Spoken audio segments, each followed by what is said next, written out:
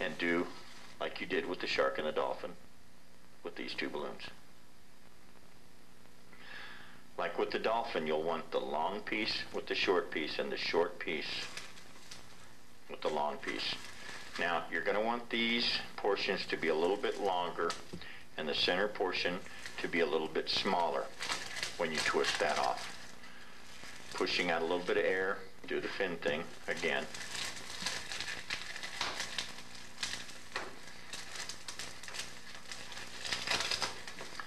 Now,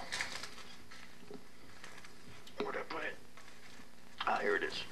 Taking the white balloon, twist off a bubble, comparable in size with the black one, twist the two together. Might even want to fold one through to lock it down, keep the kids from undoing it. Now, fold over what will be the nose on the end of the whale's face, or front portion. Pass that back and forth through several times, holding it in place. Pull it to where you've got about 1/4, 3/4 at that point. Twist off the bubble of the white balloon, wrap it around that nose piece, and then match the size.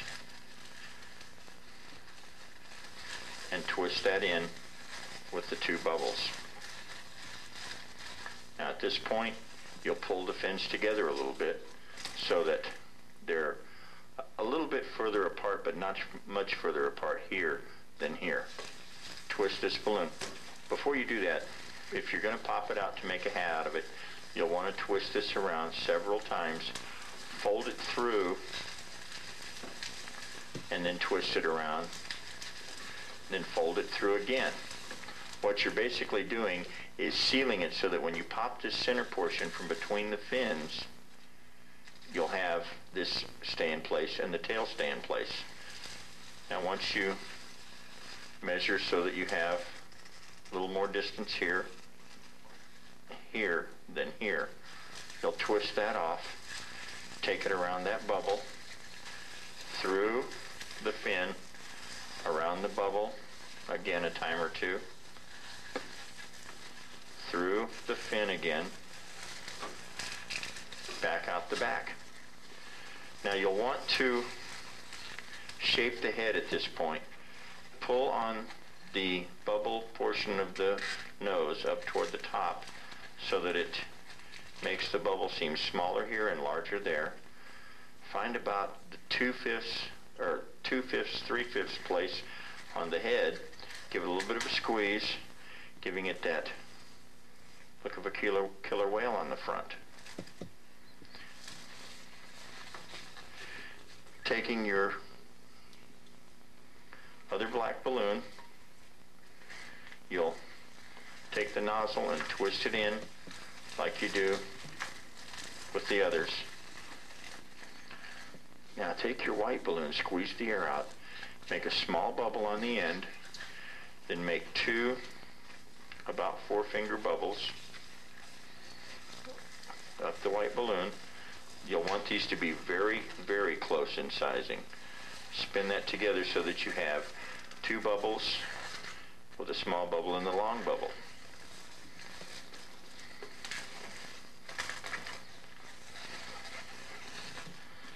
Is it starting to take shape for you yet?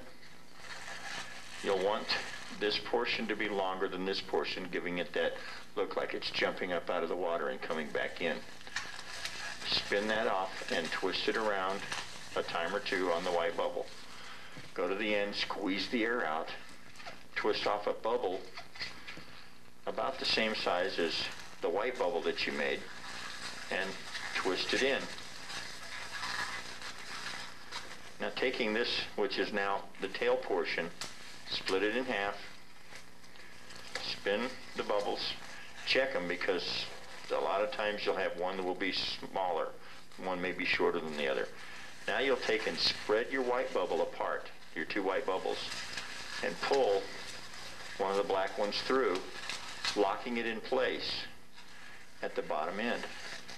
Now, all you have to do is squeeze at the right spot to form your fin for the back.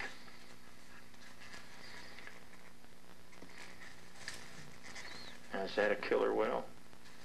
Popping this bubble, you now have a hat.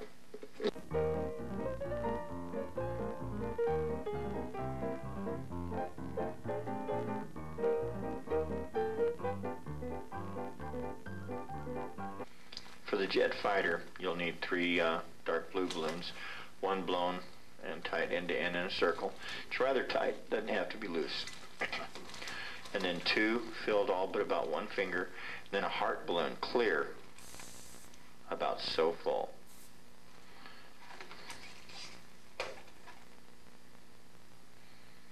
After you've made the basic hat configuration that we've been using throughout the tape, don't do the fin bend and have these pieces here all be about the same size. These should wind up being about the same size. You'll take the longer one of the 2, because there usually is one that's longer, twist off a bubble about the same size as the one you have down here, locking those 2 bubbles together, rolling one through to lock it down. You might want to do this before you do that. I usually do it after so that the bubbles will be tighter. Make about a 2 to 3 finger bubble at the top where it joins in with the 2 in 1 bubble. Here, twist this bubble.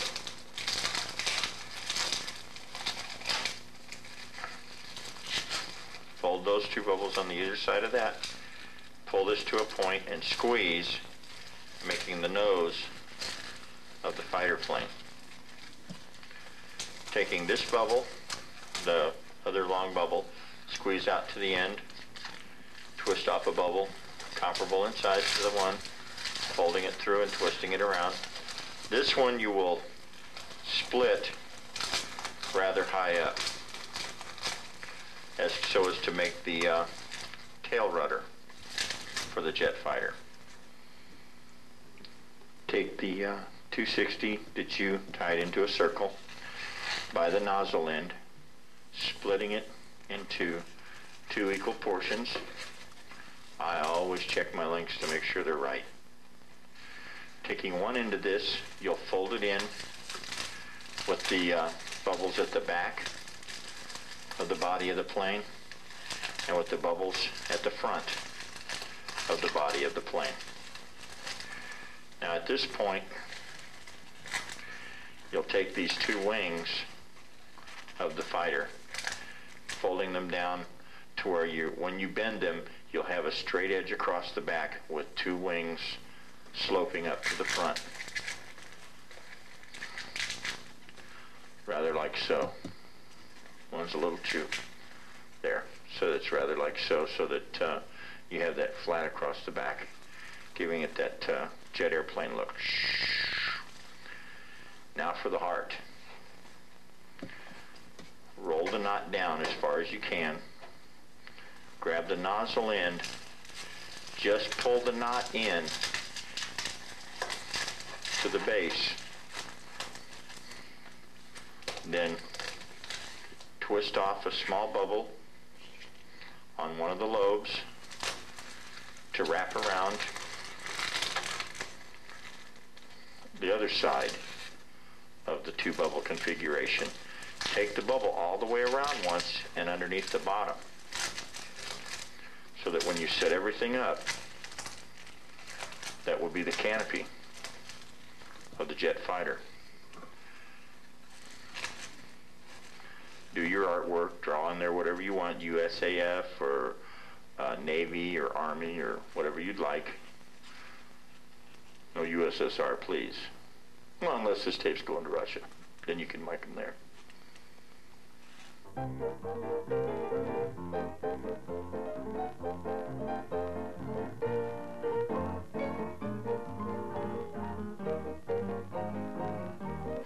The only thing for sure about the fountain hat is that you'll need 3 balloons totally filled end to end a bunch filled all but 4 fingers and in a curved shape, and one that will be filled straight up and down with a 4-finger portion uninflated. How many of these curved ones you'll need, you'll have to determine after you've gotten well into the hat.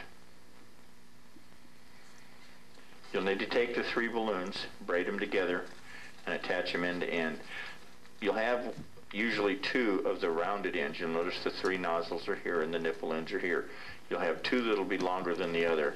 Those I usually kind of give a little bit of a splash look to them. Now what you're going to want to do, if you don't know how to do a braid, this tape assumes certain rudimentary knowledge of balloon ability. So if you don't know how to do one, need to get with somebody or buy tape number 1 that shows how to do this balloon, the braid. Taking one of your balloons, you'll notice that there are spots in your braid hat where you can stretch open and place one of these balloons. You don't want to go back and forth. Always go on one side. Pick one surface, pulling that part open and placing your balloon in the hole so that they tend to go. What you're going to do is you're going to wind up with the hat on this way, pulling all these into the middle, so you're going to want all your bends to go in that way.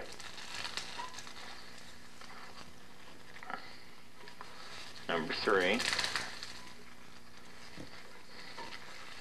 Number 4. Remember the straight one? Doesn't matter where you put it, but it needs to be in there. Number 5.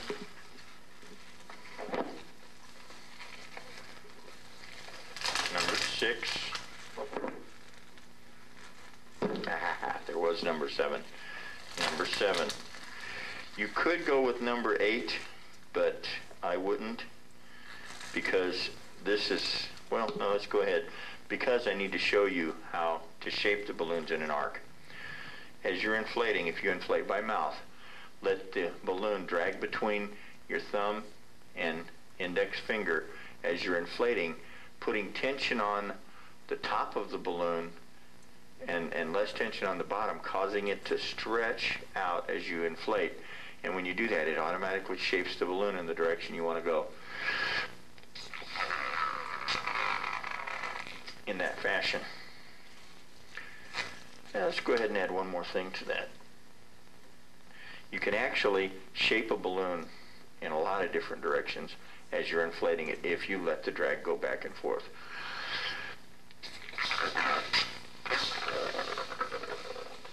You can make it a real tight spiral, or you can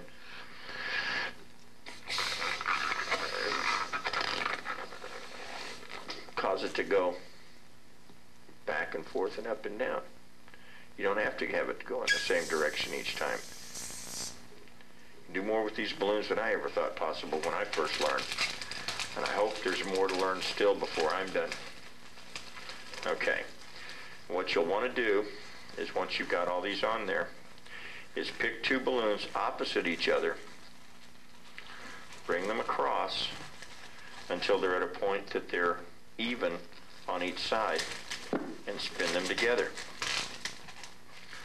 Going to the next 2, well, actually one at a time, try and match this one and this one for size as close as you can. Where you pinch, twist, pinch it off, twist it in so that they're even in size. Go back to the other side, match up those 2 balloons to be as close to the same side. So one thing about ballooning, it knocks your mic around.